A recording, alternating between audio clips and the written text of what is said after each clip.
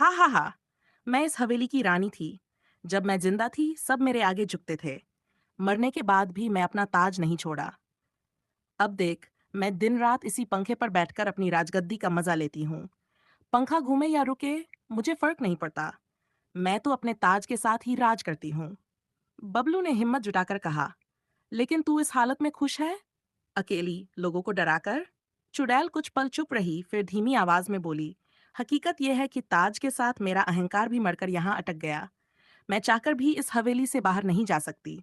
जब तक कोई इंसान दिल से मेरी गलती माफ नहीं करता, मैं यहीं कैद रहूंगी।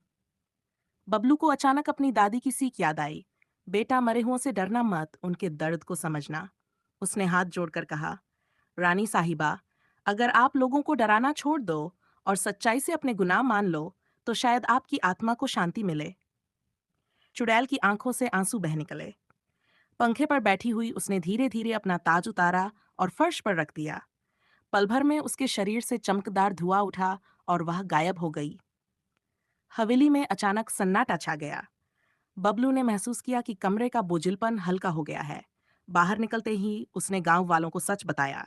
गांव वालों ने सुना और पहली बार हवेली की तरफ बिना डर के देखा।